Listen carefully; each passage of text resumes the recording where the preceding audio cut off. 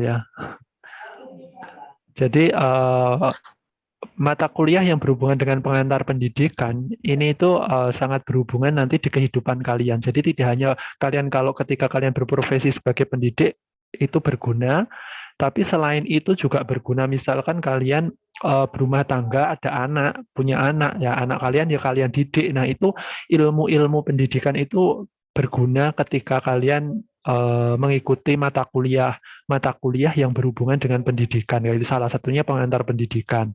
Terus selain orang tua, jadi orang tua itu apalagi Pak manfaatnya ketika kita bekerja selain guru? Misalkan selain guru, misalkan ketika kita bekerja sebagai marketing atau teller di bank lah misalkan ya, itu kan kita kan berhubungan dengan nasabah ya, berhubungan dengan nasabah di mana kita itu harus menjelaskan produk-produk yang ada di bank yang kita tempati ya. Nah, cara menjelaskan itu juga dipelajari di dalam ilmu pendidikan. Makanya tadi saya membentuk kelompok untuk presentasi, yaitu gunanya nanti kalau kalian bekerja itu speak atau komunikasi dengan orang lain itu juga digunakan gitu loh. Makanya saya membentuk kelompok dan setiap pertemuan itu ada presentasi kayak gitu. Itu untuk melatih kalian nanti setelah lulus kayak gitu. Terus kemudian kalau pengusaha itu apa ada gunanya Pak gitu. Kalau pengusaha memang nanti pure-nya itu ekonomi ya, mata kuliah yang berhubungan dengan ekonomi kayak gitu. Nanti ada juga yang berhubungan manajemen bisnis, terus akuntansi itu nanti dipelajari juga kayak gitu. Terus kemudian kalau kita kerja di sebuah administrasi itu apakah juga berhubungan dengan pendidikan?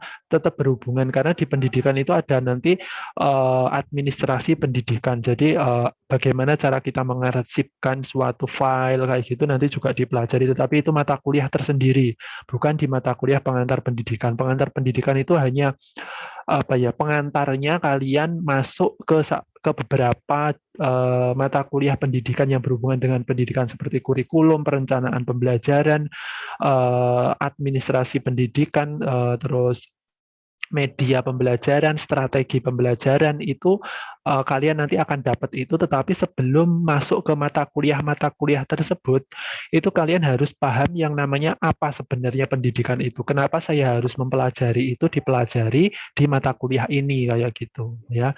Jadi bermanfaat banget ketika nanti kalian terjun ke dunia kerja seperti itu. Jadi tidak hanya bermanfaat juga bagi pendidik nantinya. Kalau pengen jadi pendidik ya ini ya harus mempelajari ini kayak gitu. Itu kenapa mata kuliah pengantar pendidikan ini diberikan kayak gitu ya. Terus kemudian ini kelihatan nggak? Ini aja. Jadi apa sebenarnya pengantar pendidikan kayak gitu ya? Pengantar pendidikan itu kita belajar kita mulainya dari sini. Pengantar pendidikan itu kan pengantar yang nama pengantar itu kan suatu apa ya? Pintu gerbang untuk menuju ke ilmu-ilmu yang lain tentang pendidikan kayak gitu.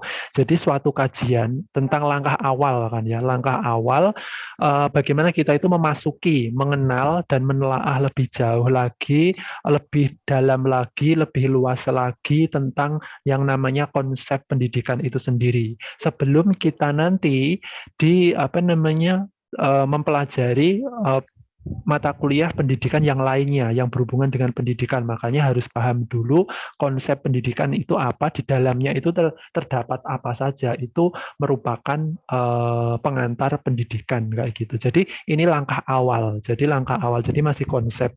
Kadang nanti ketika ada materi yang abstrak yang sulit dipahami itu memang karena pendidikan ini lebih ke apa ya, lebih ke abstrak gitu, tidak bisa dilihat oleh mata.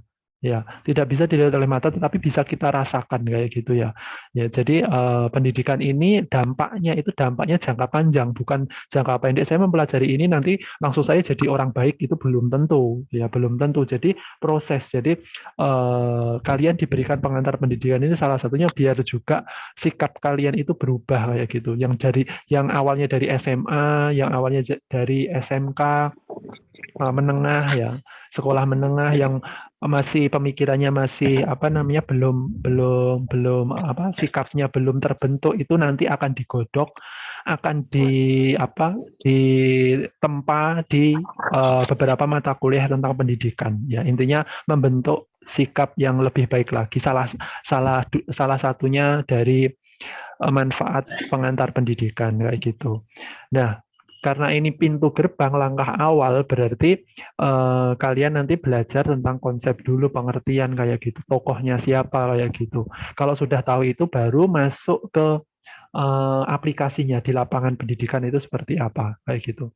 Terus yang kedua ilmu pendidikan. Ilmu pendidikan ini cabangnya ilmu-ilmu yang lain kayak gitu ya.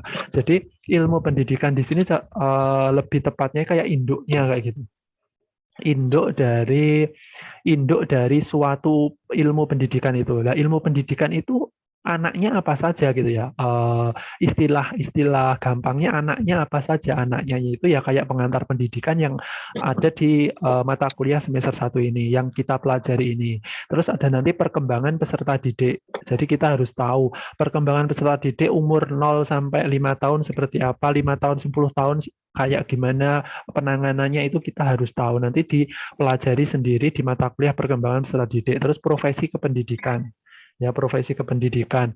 Terus strategi belajar pembelajaran, kurikulum, terus perencanaan pengajaran, evaluasi pengajaran, pembinaan kompetensi mengajar atau micro teaching. Nah, kenapa juga saya tadi membagi kelompok dan menyuruh kalian presentasi? Karena nanti di akhir apa namanya semester ya, di akhir semester nanti kalian akan praktek, ya.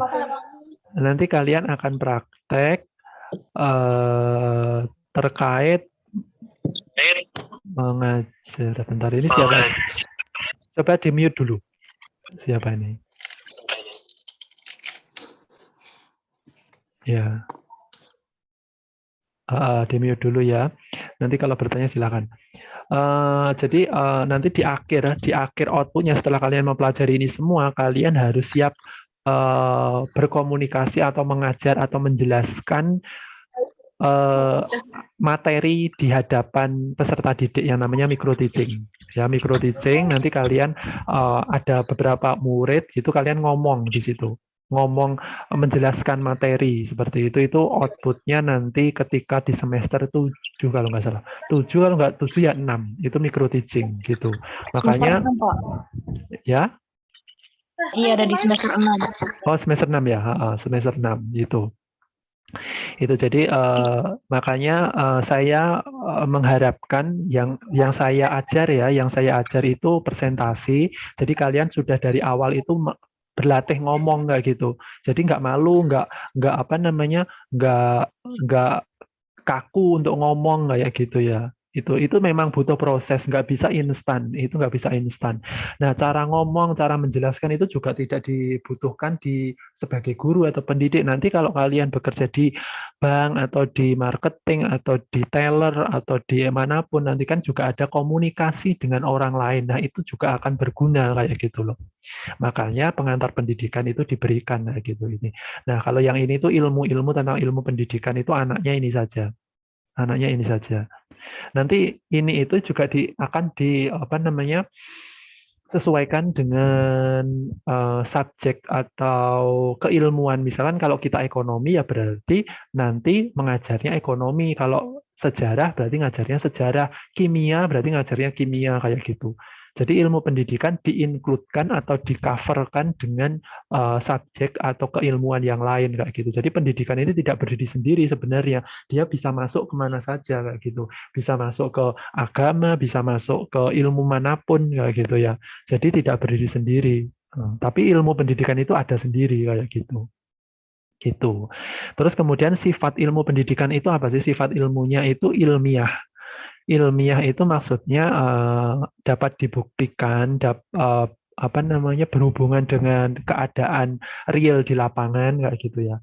Bisa dijelaskan kayak gitu. Itu ilmu pendidikan. Maksudnya bersifat ilmiah, maaf.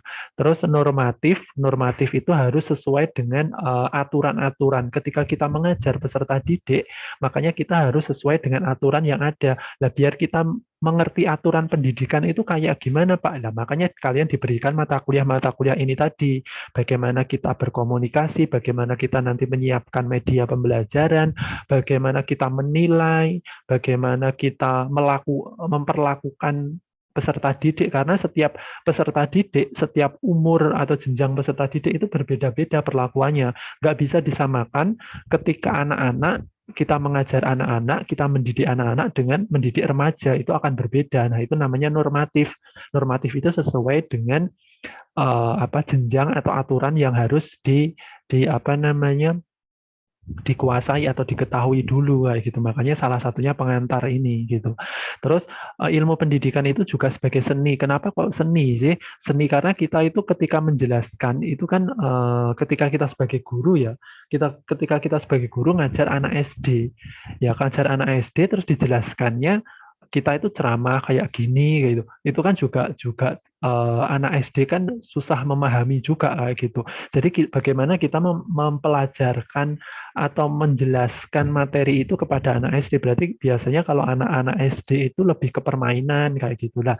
Salah satu cara mendidik dengan cara permainan itu namanya seni ya. Jadi pendidikan, kita mengajarkan, kita berkomunikasi itu ada seninya. Jadi tidak hanya monoton seperti itu, tetapi bagaimana kita bisa mempengaruhi orang lain, bagaimana kita bisa menyiapkan strategi pembelajaran yang menarik bagi anak SD kayak gitu. Itu namanya seni. Jadi tidak sama mengajar anak SD, SMP, SMA, kuliah itu beda-beda kayak gitu.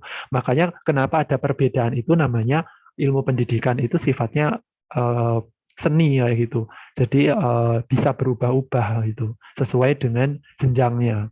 Nah, tadi kan ada 8 mata kuliah ya. Ada 8 mata kuliah nanti yang berhubungan dengan ilmu pendidikan itu ada 1, 2, 3, 4, 5, 6, 7, 8 ya. 8 mata kuliah yang berhubungan dengan pendidikan yang tersebar di berbagai semester nanti ini. Ya, salah satunya pengantar ini di semester 1 itu.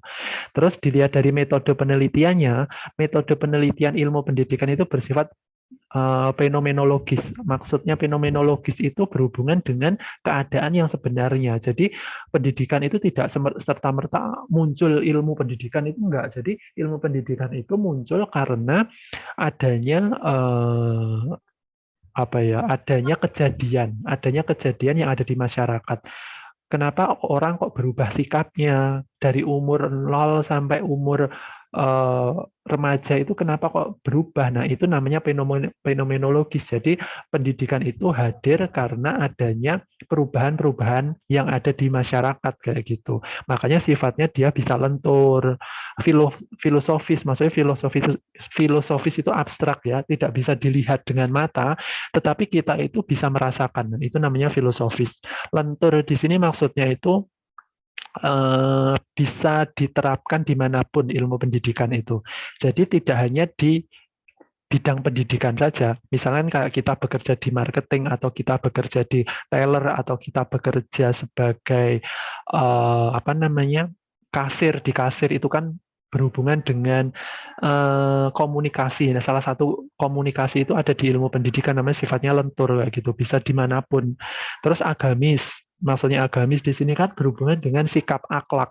Jadi pendidikan itu tidak mengajarkan tentang hal-hal yang buruk, tapi mengajarkan tentang hal-hal yang positif. Makanya dia itu agamis. Agamis kan suatu agama kan mendorong seseorang untuk berperilaku menuju ke hal-hal yang baik kayak gitu. Jadi makanya ilmu pendidikan itu tidak ada yang ilmu pendidikan yang mengajarkan orang itu tuh berlaku buruk, itu tidak ada. Jadi orang yang berpendidikan itu harusnya bisa berperilaku positif atau lebih baik dari sebelumnya kayak gitu. Nah, tapi gimana Pak? Misalkan kayak ada orang korupsi kayak gitu ya Pak. Pejabat-pejabat itu kan korupsi, banyak yang korupsi. Padahal mereka itu pendidikannya tinggi, itu gimana Pak? Nah, itu berarti mereka gagal. Mereka gagal memahami yang namanya pendidikan itu apa kayak gitu. Berarti mereka kuliah, mereka menuntut pendidikan tidak ada gunanya. Berarti apa namanya sia-sia kayak gitu loh. Jadi sia-sia apa yang mereka pelajari selama 4 tahun di S1, 2 tahun di kuliah, atau 3 tahun di S3, misalkan kalau sudah S3 itu gagal. Kalau mereka pejabat-pejabat tersebut itu korupsi, melakukan korupsi kayak gitu. Jadi pendidikan itu tidak mengajarkan untuk berkorupsi ya, mengajarkan hal-hal yang baik kayak gitu. Terus tujuan mata kuliah kependidikan itu ada 3 ya tujuannya. Tujuannya yang pertama itu membentuk profesional yang, nah ini tadi, membentuk profesional yang berkarakter dan berbudi luhur. Ini maaf salah, luhur ya, ini berbudi luhur. Jadi pendidikan di sini maksudnya itu membentuk seseorang itu bukan membentuk yang tidak berkarakter, tapi membentuk kalian itu agar lebih berkarakter, mempunyai karakter tersendiri kayak gitu. Karakter tersendiri maksudnya karakter yang positif loh ya, bukan karakter yang negatif ya. Terus yang kedua, kalian ketika mempelajari ilmu pendidikan itu mampu nanti, harapannya mampu berpikir analitis, kreatif, produktif, dan kontekstual. Kenapa harus mampu kita berpikir? Karena pendidikan itu suatu proses berpikir juga kayak gitu. Kita mengajarkan kepada peserta didik, kita itu juga harus berpikir gimana lah. Misalkan kalau peserta didik kita yang kita ajar itu punya masalah, mau nggak mau kita sebagai pendidik itu juga harus membantu mereka kayak gitu loh. Nah, berarti kan ketika kita membantu mereka itu kan kita harus berpikir ya, apa masalahnya, terus eh, solusinya bagaimana, kayak gitu, penyelesaiannya bagaimana, gitu kan membutuhkan pemikiran-pemikiran yang analisis kayak gitu, solusinya yang kreatif kayak gitu. Terus tindakan kita untuk membantu menyelesaikan pendidikan anak itu produktif ya gitu. Kita harus produktif juga. Kita juga harus kontekstual. Kita membantu menyelesaikan masalah peserta didik, tetapi hanya berteori itu kan juga tidak akan menyelesaikan masalah tersebut. Jadi harus kontekstual, maksudnya itu solusinya harus bisa diterapkan kayak gitu loh. Kalau tidak bisa diterapkan namanya bukan kontekstual, hanya teori kayak gitu. Itu. Jadi makanya kenapa ilmu kependidikan, mata kuliah kependidikan itu harus mendorong saudara semua untuk berpikir analisis, kreatif, produktif, kontekstual kayak gitu. Jadi terus berpikir kayak gitu. Karena ilmu pendidikan itu ilmu yang sepele ya sebenarnya, sepele banget dengan ilmu-ilmu yang lain kayak teknik, kayak sains, MIPA, kayak kayak kedokteran itu kayak kayak hal-hal sepele, kayak kayak kastanya ya. Kalau kalau kalau kasta itu digambarkan kasta terendah gitu loh pendidikan, tetapi sebenarnya itu tidak tidak rendah ya, tidak rendah. Kalau kita bekerja di teknik kan, kalau kita mempelajari mata kuliah teknik atau di bidang teknik kan itu kan jelas ya. Maksudnya cara merakit ini seperti ini, cara merakit itu seperti itu, atau kita biasanya di kimia, biasanya di kimia itu ketika kita NaCl itu kayak apa sih cairannya kayak gitu. H2O itu seperti apa, itu kan sudah ada teorinya, sudah ada wujudnya, bentuk wujudnya. Nah, tetapi di dalam pendidikan ini itu tuh wujudnya nggak ada. Jadi wujudnya nggak ada, kita itu hanya bisa merasakan. Nah, itulah hebatnya ilmu pendidikan kayak gitu loh. Jadi tidak bisa dilihat. Nah, lebih mudah sebenarnya, lebih mudah teknik, lebih mudah ilmu-ilmu sains, MIPA kayak gitu, itu lebih mudah dipelajari daripada ilmu pendidikan kayak gitu. Ilmu pendidikan memang seperti sepele, tetapi kalau kita mempraktekkan itu sulit sekali. Ini kalian akan merasakan sulitnya pendidikan itu ketika kalian punya anak didik atau punya anak lah. Kalau anak kandung ya, misalkan anak kandung, atau kalian yang sudah mengajar di sekolah atau di lembaga manapun, itu akan merasakan sulitnya gimana mendidik kayak gitu. Ya, jadi itu tidak bisa dipelajari semalam, itu nggak bisa. Harus dipelajari itu jangka waktunya jangka lama. Kita harus memahami ilmu pendidikan itu gitu. agar tertanam, agar bisa tertanam, memang benar-benar tertanam di diri kita, itu memang jangka waktunya lama kayak gitu. Saya sendiri pengalaman ketika saya itu berada di posisi seperti kalian dulu semester 1 S1, itu saya juga ngapain sih saya itu belajar kayak gini kayak gitu. Fungsinya untuk apa kayak gitu. Padahal isinya hanya tulisan, sejarah, teori, konsep. Ini untuk apa kayak gitu. Tetapi saya itu apa namanya paham paham oh ternyata saya itu belajar tentang pendidikan itu untuk ini loh kayak gitu, itu baru paham ketika saya lulus S1. Saya belum paham ketika proses pembelajaran ketika S1 dari semester 1, 2, 3 itu saya nggak paham. Ada yang namanya dulu itu saya dapat psikologi pendidikan. Ini ngapain psikologi pendidikan juga dipelajari kayak gitu. Saya berpikirnya seperti itu. Jadi nggak apa namanya nggak paham, nggak connect apa sih pendidikan itu gitu. Jadi kita itu nanti apa namanya bisa merasakan itu ketika nanti kita itu sudah memang benar-benar terjun di masyarakat. Ya, sudah memang benar-benar terjun di masyarakat itu kita akan tahu pentingnya pendidikan itu seperti ini loh kayak gitu. Gitu. Terus yang nomor 2, tujuannya itu mampu berbicara. Nah ini tadi, mampu berbicara di hadapan forum untuk menyampaikan kebenaran dengan bahasa yang efektif dan efisien. Jadi ilmu pendidikan itu juga mengajarkan kalian bagaimana cara berkomunikasi ya, berkomunikasi di hadapan umum kayak gitu, atau di hadapan nanti kalau kalian bekerja di hadapan klien atau di hadapan murid atau di hadapan siswa atau di hadapan anak didik kayak gitu. Itu dipelajari di pendidikan kayak gitu. Makanya kenapa saya bentuk kelompok, yaitu tujuan saya kayak gitu, agar kalian nanti bisa terlatih kayak gitu, tidak kaget ketika sudah terjun ke masyarakat gitu. Itu pengantar pendidikan. Terus ya ya kenapa Pak? Enggak, Pak. Lagi ngobrol sama teman, Pak. di mute dulu saudara, di mute dulu ya. Nah, Siapa? Ini filosofi pendidikan. Filosofi pendidikan itu digambarkan seperti pohon kayak gitu. Kenapa kok harus digambarkan sih Pak kayak gitu ya? Ya karena kalau tidak digambarkan itu susah memahami pendidikan itu. Jadi difilosofikan, digambarkan atau diilustrasikan lah ya. Diilustrasikan seperti pohon kayak gitu pendidikan itu.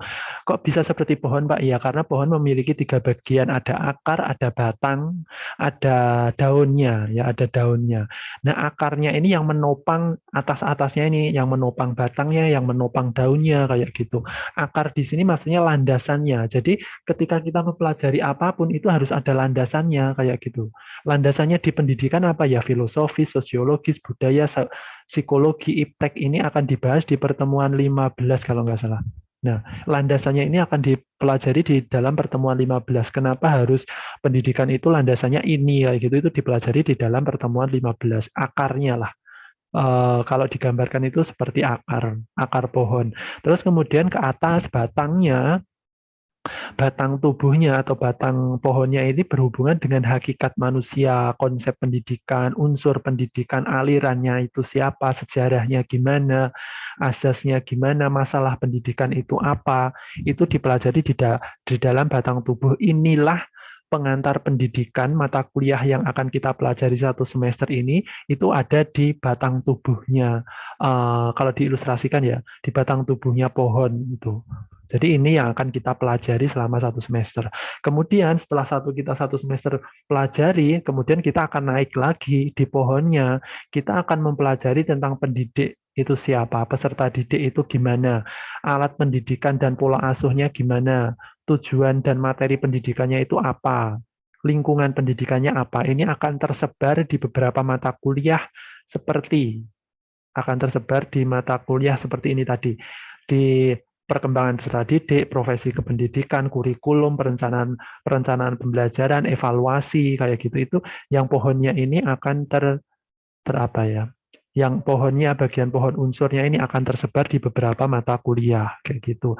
Makanya tadi sebenarnya ini harusnya filosofi dulu ya, harusnya filosofi dulu, baru ke batang tubuh, baru ke sini kayak gitu. Tapi yang ini dibalik, filosofinya ini nanti dibahas di akhir pertemuan, ininya dulu dibahas kayak gitu, batang tubuhnya dibahas dulu, tapi nggak masalah. Yang penting kalian tahu alurnya filosofi pendidikan itu seperti itu.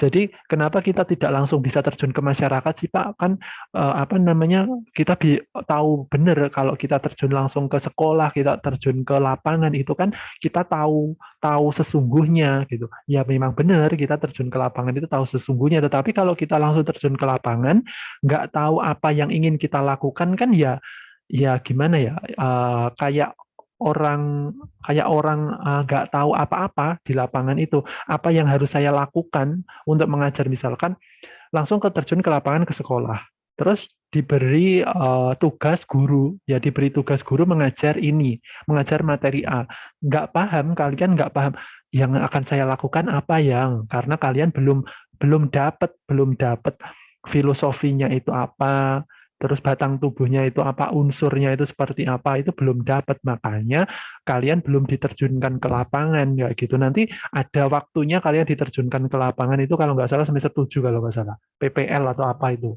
diterjunkan ke lapangan nanti kalian. Ya di semester 7 itu kalian sudah belajar semuanya, harusnya sudah paham kayak gitu. Paham dari landasannya, batang tubuhnya, unsurnya itu harusnya sudah paham, kalian terjun. Jadi ketika kalian terjun di lapangan, meskipun kalian masih bingung, tapi kalian itu punya pegangan gitu loh, punya pedoman. Oh, dulu ternyata membuat penilaian itu seperti ini. Oh, cara berkomunikasi itu seperti ini kayak gitu. Itu kalian paling enggak punya apa ya, punya pedomannya kayak gitu, untuk berpegangan itu ada kayak gitu loh, tidak tiba-tiba langsung diterjunkan kalian nggak tahu apa-apa gitu, itu percuma juga gitu. Itu filosofi pendidikan. Terus selanjutnya itu tentang karakter. Sekarang karakter mata kuliah. Ini di bab 2 sebenarnya. Saya ringkas jadi satu slide ya. Karakter mata kuliah dan pasar kerja, di mana kita itu kan berada di instansi yang namanya Unindra ya, Universitas Indra Prasta ya. Di mana instansi Unindra ini itu merupakan sebuah LPTK. Nah, LPTK itu apa sih Pak? Gitu ya. LPTK itu kepanjangannya Lembaga Pendidik Tenaga Kependidikan. Gitu.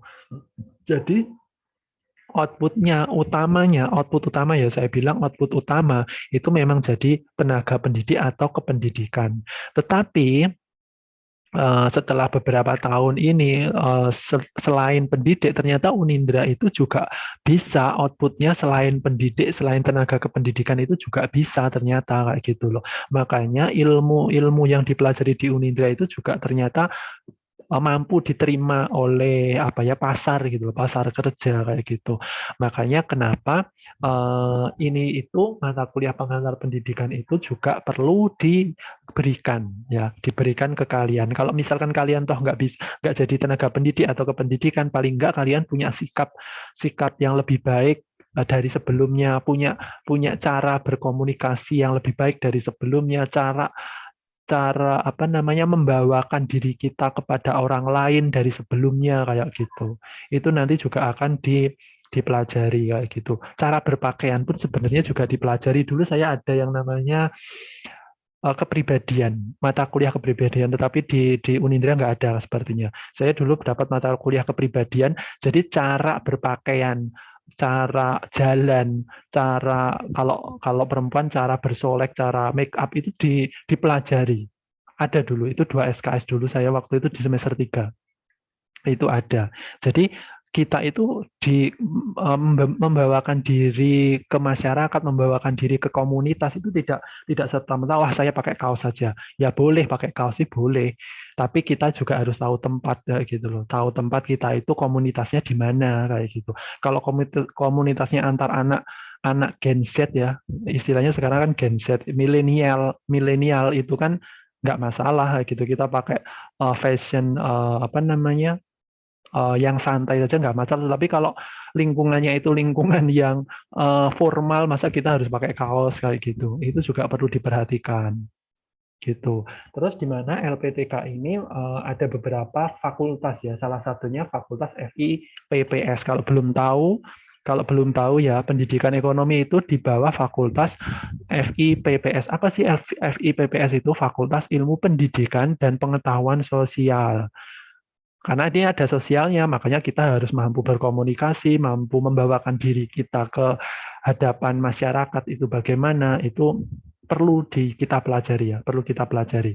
Terus kemudian di FIPPS ini sendiri nanti ada beberapa jurusan seperti sejarah, terus BK, bimbingan konseling, ada yang pendidikan ekonomi, salah satunya di prodi kita ini yang namanya pendidikan ekonomi. Kemarin saya melakukan Zoom meeting dengan anak bimbingan saya, ya, penasihat akademik saya, mahasiswa saya, tidak tahu yang namanya prodi. Prodi itu apa, Pak? Gitu. Tanya ke saya.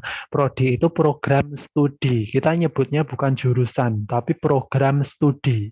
Disingkat, prodi itu sama juga dengan jurusan, ya, tetapi sekarang itu semua universitas di Indonesia itu pakai yang namanya prodi kayak gitu ya. Prodi itu jangan keliru dan jangan tidak tahu ya. Prodi itu program studi sama juga dengan jurusan. Kalau ditanya jurusan prodi kita apa? Pendidikan ekonomi ya, itu. Terus Unindra sendiri itu pasarnya mana pasar? Maksudnya pasar kerja maksudnya. Pasar kerja itu jelas jadi guru, dosen, instruktur ini pasar utamanya. Pasar selain instruktur, guru, dosen itu juga sebagai wirausaha, banker, administrator, peneliti. Nah, kalian kalau misalkan nggak pengen jadi apa namanya guru, dosen atau instruktur bisa jadi peneliti. Peneliti di Bappenas kayak gitu. Teman saya ada di Bappenas. Dia dari jurusan pendidikan S1 S2 pendidikan, peneliti di Bappenas.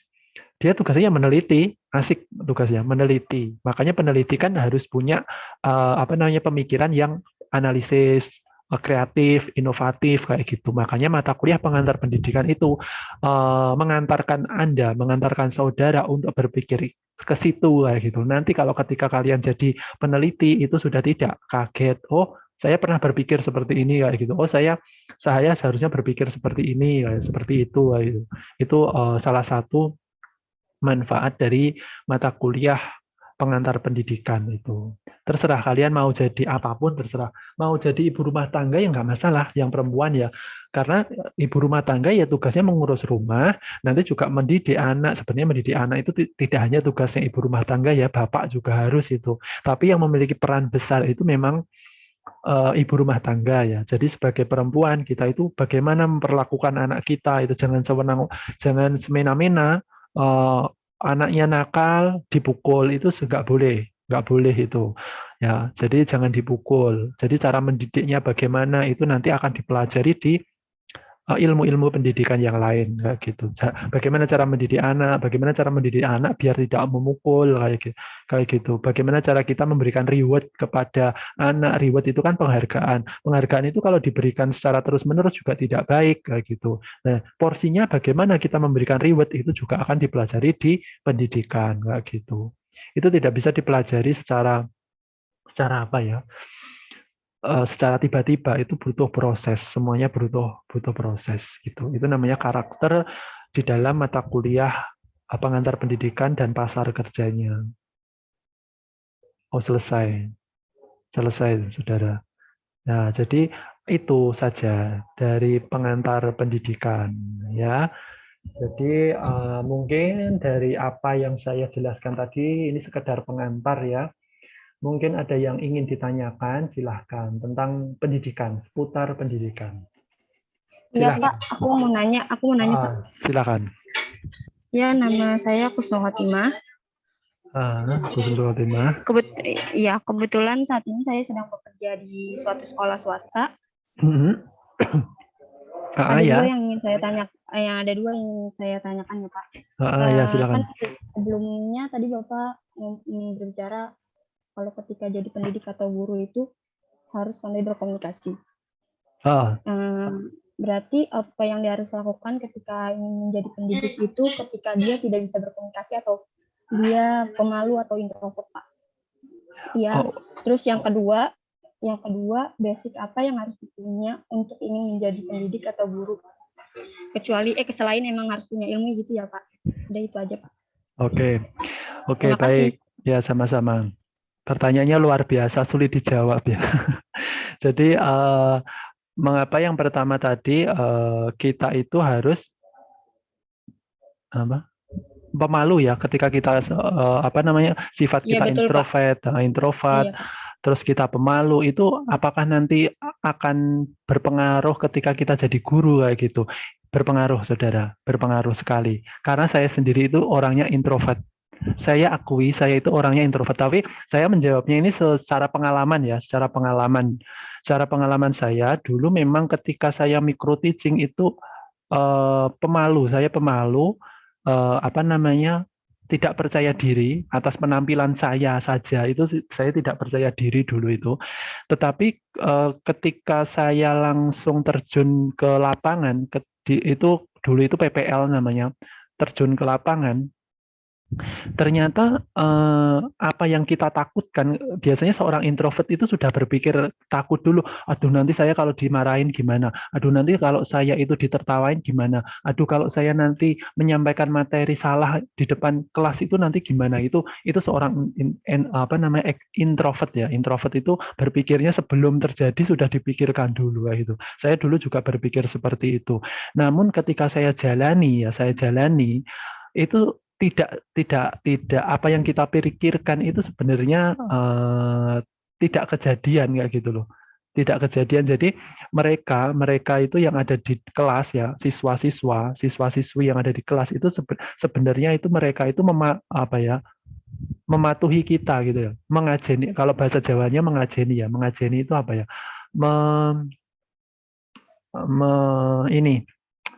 Menghargai. Menghargai, susah banget bilang menghargai aja. Jadi mereka itu sebenarnya menghargai kita. Memang ada beberapa anak yang tidak menghargai kita gitu. Nanti sikap kita itu bagaimana itu beda lagi. Jadi intinya mereka itu menghargai kita sebagai guru gitu loh. Ya meskipun nanti kita di kelas itu ada yang tidak mendengarkan, ada yang berbicara sendiri, itu nanti memang sikap kita itu harus perlakuan kita itu harus berbeda ya, harus berbeda. Kita memang harus berani kayak gitu. Nah, tetapi saya itu memberanikan masuk kelas waktu PPL itu memang ada beberapa pengalaman ya, pengalaman ketika saya kuliah S1 ya, S1 saya menceritakan S1 ini. Pengalaman kuliah S1. Jadi ketika saya kuliah itu memang saya tidak hanya kuliah saja, tidak hanya tatap muka seperti ini saja, tetapi saya juga untuk menghilangkan rasa takut saya, menghilangkan introvert saya, itu saya ikut yang namanya kegiatan kayak organisasi kayak gitu. Saya pertama kali mengikuti organisasi itu, saudara. Itu memang saya pendiam sekali, yang namanya introvert ya. Introvert itu nggak enak sekali orang introvert itu. Saya mengikuti organisasi, tetapi saya di situ tuh ditempa dalam artian dituntut ngomong gitu loh, dituntut banyak ngomong, dituntut banyak menghandle kegiatan-kegiatan ya gitu loh. Dari situ saya belajar gitu loh. Mungkin dari situ itu saya berani ngomong kayak gitu. Saya berani ngomong itu bukan karena kuliah seperti ini, saya kuliah disuruh presentasi itu bukan kayak gitu. Tapi saya berani ngomong seperti ini, berani presentasi itu karena dari ilmu saya ketika ikut organisasi. Itu. Jadi ketika kuliah ini ya presentasi aja kayak gitu, tapi nggak ada perubahan menurut saya. Tapi yang ada perubahan dari diri saya untuk melawan introvert saya itu ya dari saya ikut organisasi yang pertama dulu itu. Kemudian setelah itu saya ngajar. Saya sempat ngajar kayak privat kayak gitu ya. Privat itu saya coba ngajar. Saya belum kelas waktu itu, belum berani pegang kelas, cuman ngajar face to face satu anak doang. Jadi tidak ngajar kelas dulu. Nah, dari situ kan kita berlatih berkomunikasi ya, menyampaikan materi kepada satu anak itu gimana kayak gitu. Saya coba itu selama 1 semester, lebih bahkan 1 tahun bahkan mengajar privat itu. Tapi beda-beda anak sih, bukan hanya satu anak itu, tapi beda-beda anak. Cara ngajarnya secara privat itu melatih saya untuk bagaimana menyampaikan materi itu kepada si anak itu kayak gitu. Itu melatih komunikasi. Kemudian setelah itu saya baru berani masuk bimbel. Bimbel dulu itu yang booming itu kayak Primagama, SSC ya, SSC ya dulu itu, SSC kayak gitu. Itu kan ada kelas. Kelas itu kan ada beberapa kelompok 5 orang atau 10 orang paling banyak. Nah, itu saya baru berani masuk di situ. Dari situ saya gunakan untuk pembelajaran sebenarnya. Pembelajaran bagaimana kita ngomong ya salah. Saya pernah melakukan salah, pernah tertawain peserta didik waktu itu. Loh Pak, ini salah konsepnya itu pernah juga. Tapi saya itu ya mau nggak mau ketika ada peserta didik yang bilang, Pak itu konsepnya salah, jangan panik. Ya kalau kita panik jelas kita dianggap apa ya, wah gurunya kayak gini ya, itu jangan panik. Jadi oh salah ya, kita kita gini aja. Oh salah ya, wah hebat banget ini. Misalkan Dek, kan dulu saya manggilnya Dek. Wah hebat banget nih Dek Rani, misalkan Dek Rani. Kira-kira Dek Rani yang benar itu seperti apa sih kayak gitu. Jadi kayak kita kayak ngeles kayak gitu loh. Jangan jangan ketika kita, wah Pak itu konsepnya salah itu. Jangan kita, oh salah ya, maksudnya kita langsung down gitu loh. Jangan seperti itu. Jadi kita meskipun kita salah, waduh salah, langsung dilempar. Maksudnya langsung dilempar itu dalam artian, wah salah ya, wah Dek Rani teliti banget nih. Kira-kira Dek Rani tahu salahnya di mana nih kayak gitu. Jadi kita langsung melemparkan kesalahan kita, bukan melemparkan kesalahan ya. Langsung kita mengeles ya, istilahnya ngeles lah. Ngeles gimana kok kita itu bisa salah kayak gitu. Nanti murid itu ya, siswa itu pasti akan menjelaskan, oh seperti ini loh Pak, seharusnya kayak gini. Oh iya ya, ternyata saya tadi salah menjelaskan. Oh ya benar-benar ya, kayak kayak gitu. Jadi jangan langsung down dulu. Jadi tetap ada komunikasi di situ. Jadi pinter-pinternya kita gimana ketika ada siswa yang menyalahkan kita, ketika ada siswa yang tidak setuju dengan pendapat kita, itu gimana pinter-pinternya kita mengakali itu. Itu semua tidak dipelajari di apa namanya teori atau perkuliahan seperti ini ya. Tapi itu saya dapat dari pengalaman saya sih. Pengalaman ketika saya ngajar privat, pengalaman ketika saya organisasi ya gitu kan. Ketika organisasi itu kan kayak pendapat A dibantah kayak gitu. Kita mengemukakan pendapat dibantah, gimana cara kita apa namanya mempertahankan pendapat kita, itu belajar saya di situ, dari situ kayak gitu. Kalau cuman teori apa namanya konsep-konsep ya, memang kalau konsep-konsep saya pelajari dari mata kuliah kependidikan seperti itu. Jadi ketika kita memang di kelas, sudah di kelas dianggap salah, itu jangan langsung down. Jadi saran dari saya, tips dari saya, langsung itu dilempar. Maksudnya, wah salah ya. Oh coba deh Dek Rani. Mungkin ada yang apa namanya? Mungkin dari Dek Rani pembetulannya gimana nih kayak gitu. Terus pasti mereka atau si Dek Rani itu pasti akan menjelaskan kayak gitu. Dia bilang salah, pasti akan menjelaskan kayak gitu. Kalau dia bilang salah, wah saya juga tidak tahu Pak. Loh, kok menyalahkan kayak gitu. Loh, nggak tahu kok tapi menyalahkan gitu. Seharusnya kalau menyalahkan kan harusnya tahu kayak gitu. Jadi itu dibuat kayak apa ya, improve saja ya. Kalau penyanyi itu improve kayak gitu loh. Improve gimana kita mengelola kelas itu kayak gitu. Terus yang kedua, kalau kita itu ada apa namanya siswa rame gitu, tidak mendengarkan kita, itu tergantung dengan strategi kita sih, strategi mengajar kita itu bagaimana. Kan nanti kalian akan belajar mata kuliah yang namanya strategi pembelajaran. Nah itu akan dipelajari. Jadi gimana menghidupkan suasana kelas. Kita tidak hanya ceramah seperti ini kayak gitu. Memang sih kalau kuliah kebanyakan dosennya ceramah. Kenapa kok ceramah? Dosennya tidak tidak membuat suatu pembelajaran permainan kayak gitu. Pertama karena yang diajar dosen itu mahasiswa. Mahasiswa itu sudah dianggap tahu. Yang butuh itu mahasiswa kayak gitu. Kalau tidak butuh ya sudah, apa namanya, jangan mengikuti mata kuliah saya kayak gitu. Itu dosen. Tetapi kalau guru itu beda. Kalau guru itu kita itu sebagai apa ya, harus mendidik mereka kayak gitu loh. Mereka itu butuh kita kayak gitu. Kita itu harus mendidik sepenuh hati, maksudnya mereka itu tanggungan kita kayak gitu. Kalau kita sebagai posisinya sebagai guru, karena antara guru dan dosen itu beda, porsinya beda, tetapi sama-sama pendidik, tapi porsi apa ya, porsi mengajarnya itu berbeda kayak gitu. Kalau mahasiswa mengajar mahasiswa seperti ini ya kebanyakan dosen ya ceramah kayak gitu. Kebanyakan dosen ceramah, tapi beda kalau yang siswa. Kalau siswa itu perlakuannya pasti beda, karena kita harus mendidik mereka, harus menggiring mereka, karena mereka itu belum tahu, belum paham, sikapnya belum terbentuk.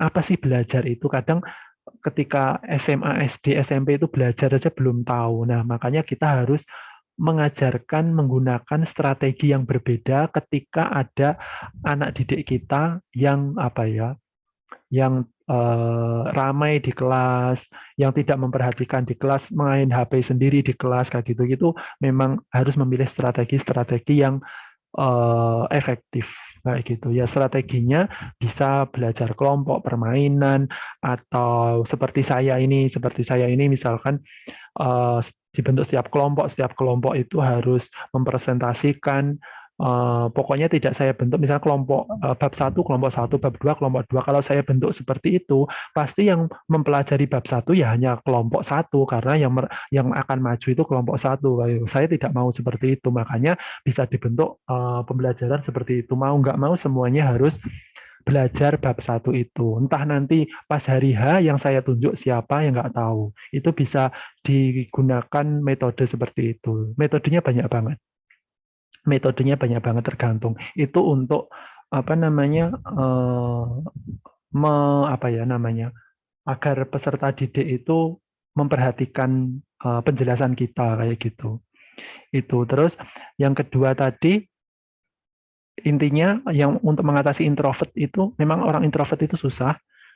Intinya lebih ke sosialisasi. Kita harus bersosialisasi, kita ikut ikut organisasi, itu bisa meredakan sikap introvert kita gitu. Atau kita ikut komunitas, tidak perlu organisasi, misalkan komunitas itu juga bisa menghilangkan introvert gitu. Orang introvert itu saya akui berat banget, saya akui. Tidak bisa ceplas-ceplos kalau ngomong.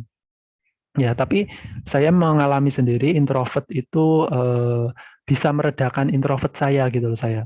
Ya, itu butuh proses juga. Ya, butuh proses sosialisasi dengan orang, butuh sosialisasi dengan sebuah komunitas kayak gitu. Itu butuh proses. Intinya di situ. Terus yang kedua tadi masalah apa tadi? Yang kedua? Basic, Pak. Basic yang harus menjadi seorang pendidik atau guru. Oke, seorang pendidik ya jelas kita harus mempelajari bidang kita ya, karena bidang kita itu penting, karena yang akan kita sampaikan itu bidang kita. Kalau kita ekonomi ya berarti bidang ekonomi kita harus menguasai, itu jelas. Terus selain itu ya mata kuliah berhubungan dengan pendidikan, bagaimana menyiapkan media, bagaimana membuat RPP, bagaimana membuat silabus, bagaimana menilai peserta didik, itu juga harus dipelajari. Dua hal pokok itu memang itu wajib itu kalau sebagai pendidik. Tapi tambahannya, ketika kita sudah terjun ke masyarakat, ke sekolah, itu kayak tidak sesuai semua kayak gitu. Karena saya pernah mengajar 1 tahun di sekolah, apa yang saya pelajari itu tidak berguna semua, kayak tidak berguna semua gitu. Saya harus menyusun yang baru kayak gitu. Jadi ketika kita memang di lapangan itu akan berbeda nanti. Di lapangan itu memang akan berbeda keadaannya. Jadi yang paling penting itu kalau saya sebagai guru, bukan saya posisinya sebagai dosen ya, posisi saya sebagai guru, intinya dulu itu saya gimana caranya anak didik saya ini sikapnya berubah dari yang tidak baik menjadi baik. Udah, gitu doang. Jadi saya itu setiap kali masuk kelas itu tidak menyampaikan materi ekonomi, tapi saya itu kayak psikiater gitu loh. Saya mendengarkan keluh kesah mereka. Pak, saya ini kan yang saya ajarkan SMA. SMA kan masa-masanya remaja ya. Ada banyak yang cerita kayak gini, Pak, saya itu diputus sama pacar saya. Pak, pacar saya itu mengekang saya itu tidak boleh bertemu dengan siapa-siapa, tidak boleh bertemu dengan siapa-siapa, teman cowok saya itu tidak boleh, kayak gitu. Ada kayak gitu yang curhat seperti itu. Terus Pak, orang tua saya itu broken home ya, terus saya itu gimana Pak, setiap hari itu berantem, saya itu terganggu dengan hal-hal seperti itu banyak banget. Saya itu malah menjadi kayak guru BK daripada guru mata pelajaran. Itu kita memang harus apa namanya, harus menyikapi itu kayak gitu loh. Karena itu salah satu masalah di dalam pendidikan ya gitu. Bagaimana kita menyikapi itu? Nah, saya tidak menyampaikan materi saya, tetapi saya malah memberikan solusi kepada mereka kayak gitu. Itu jauh banget apa yang saya pelajari ketika kuliah, karena kuliah saya pendidikan ekonomi harusnya menyampaikan materi ekonomi, tetapi secara real di lapangan malah mereka itu tuh curhat, malah saya itu malah menjadi guru kayak guru BK, kayak guru BP kayak gitu loh. Jadi menurut saya selain ilmu yang kita pelajari di kuliah, menurut saya yaitu tadi eh, sikap. Kalau saya, kita bagaimana mengajarkan membentuk sikap dari peserta didik kita agar menjadi lebih baik kayak gitu. Membentuk sikap itu banyak banget caranya. Misalkan membentuk sikap disiplin. Misalkan membentuk sikap disiplin itu ketika tidak mengumpulkan tugas, anak didik itu sudah dikasih nilai C ya C kayak gitu. Dikasih nilai 50 ya 50 karena tidak mengumpulkan tugas kayak gitu. Agar mereka bisa bisa jera kayak gitu, bisa ngerti kayak gitu. Terus kalau misalkan biar tanggung jawab, misalkan dibentuk tugas piket kayak gitu. Itu kalau kita jadi wali kelas ya, dibentuk tugas piket itu agar melatih mereka bertanggung jawab kayak gitu. Jadi yang saya ajarkan itu bukan ilmu ekonominya, tetapi malah ke sikapnya ya. Saya mengajarkan sikapnya. Jadi apa namanya? Tidak mengajarkan ilmu ekonominya, padahal kita itu harus mengajarkan ilmu ekonominya kayak gitu. Itu tips dari saya. Jadi yang kedua itu lebih ke sikap saya. Apa yang harus ada di dalam peserta didik, apa yang harus ada di dalam diri seorang guru selain selain bidangnya ekonomi tentunya. Kalau kita pendidikan ekonomi, di dalam bidang ekonomi, yaitu tadi kita harus siap menerima keluh kesah peserta didik kita, dan kita harus siap memberikan apa ya, paling enggak solusi bagi mereka kayak gitu. Itu. Jadi kita harus siap menjadi teman mereka lah. Harus siap menjadi teman mereka. Itu. Terima kasih, Pak. Ya, sama-sama. Panjang banget ya saya. Ada lagi nggak? Ada Pak saya. Ya. Ada Pak saya. Mohon maaf Pak, saya ingin bertanya. Ya, silakan. Bagaimana sikap kita sebagai seorang pendidik, guru atau dosen mengajar di luar bidang keahlian kita? Misalkan kita ekonomi. Ya.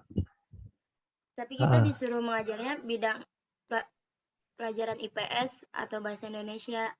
Itu gimana, Pak? Ya. Oke, pertanyaannya juga berhubungan dengan saya dulu di sekolah. Karena dulu di sekolah saya juga tidak mengajar ekonomi, saya ditambahi tugas mengajar sosiologi. Ya, saya ditambahi tugas mengajar sosiologi, dan itu saya ditaruh di kelas 12. Ya, padahal guru sosiologi itu ada kayak gitu loh. Tapi nggak tahu saya diberi tugas untuk mengajar sosiologi. Ya mau nggak mau ya, karena itu sudah tugas ya harus dilaksanakan. Pada waktu itu memang saya ya buka-buka buku lagi tentang sosiologi kayak gitu. Jadi sikap kita ya harus menerima kayak gitu. Kita harus menerima karena itu sudah dari atasan. Apalagi kalau kita nanti sebagai ASN ya, apa namanya PNS, PNS ditempatkan di sekolah A, kita memilih apa namanya gurunya itu guru ekonomi karena kita bidang ekonomi. Tetapi belum tentu ketika kita ditempatkan di sekolah A kita mengajar ekonomi. Ada teman saya dia itu lulusan kimia, ditempatkan di daerah Gresik, tapi dia mengajar matematika. Nah kayak gitu. Mau nggak mau kita harus siap itu. Itu hebatnya guru gitu. Jadi guru itu multi talent kayak gitu loh. Meskipun kita bidangnya ekonomi, mau nggak mau kalau kita dapat tugas mengajar matematika, ya mau nggak mau itu matematika harus kita ajar kayak gitu. Gitu. Kalau saya dulu ditambah tugas sosiologi karena ya memang karena saya dari jurusan IPS ya, dulu pernah dapat ilmu sosiologi sedikit lah, tapi kan lupa lagi kan, mau nggak mau saya buka buku kayak gitu. Itu jadi mau nggak mau kita harus siap ketika ditambahi atau diberi tugas selain mata pelajaran yang kita ampu itu. Siap, Pak. Terima kasih ya, Pak. Ya, sama-sama. Ada lagi? Saya mau tanya, Pak, Silakan. kenapa pendidik itu dipandang sebelah mata dari profesi lain kayak misalkan dokter atau polisi atau tentara gitu. Padahal kan mereka pun juga tidak terlepas dari perannya si guru ini kan maksudnya. Ya, ya paham. Itu saja. Paham ya, Pak? Iya itu maksudnya ya kenapa selalu kayak dianggap sebelah mata gitu kayak cuman guru gitu, Pak. Ya. Gini, Makasih ya, Pak. ya sama-sama. Jadi memang profesi guru itu memang profesi yang mulia ya sebenarnya. Kita itu membentuk peserta didik loh. Kita itu mengajarkan sikap loh. Mengajarkan sikap itu tidak gampang loh. Kita butuh waktu lama itu. Kita mengajarkan anak-anak kita itu harus punya sikap tanggung jawab, disiplin. Ketika kita ngomong gitu di depan kelas itu belum tentu mereka itu langsung berubah sikapnya. Belum tentu langsung berubah jadi sikap yang baik, jadi sikap bertanggung jawab itu belum tentu. Itu butuh waktu gitu. Butuh apa ya? Contoh dari kita juga gitu. Lah mengapa kok pendidik guru itu selalu dianggap ya boleh. Mengenai tugas kelompok selebihnya boleh ditanya. Boleh, silakan. Tugas silakan ditanyakan di grup terserah atau WA saya pribadi terserah. Nggak apa-apa. Nah, mengapa dianggap sebelah mata? Yaitu karena mungkin masalah dari sisi finansial. Mungkin dianggap sebelah mata itu dari sisi finansial. Karena dianggap guru itu meskipun PNS ya, meskipun PNS itu guru PNS itu dianggap sebelah mata karena ya itu gajinya sedikit kayak gitu, gajinya dikit terus tidak bisa kaya ya memang tidak bisa kaya, kalau kaya ya jadi pengusaha aja kayak gitu ya. Kalau kita kerja di perusahaan pun ya yang namanya manusia selalu sifatnya itu kurang gitu.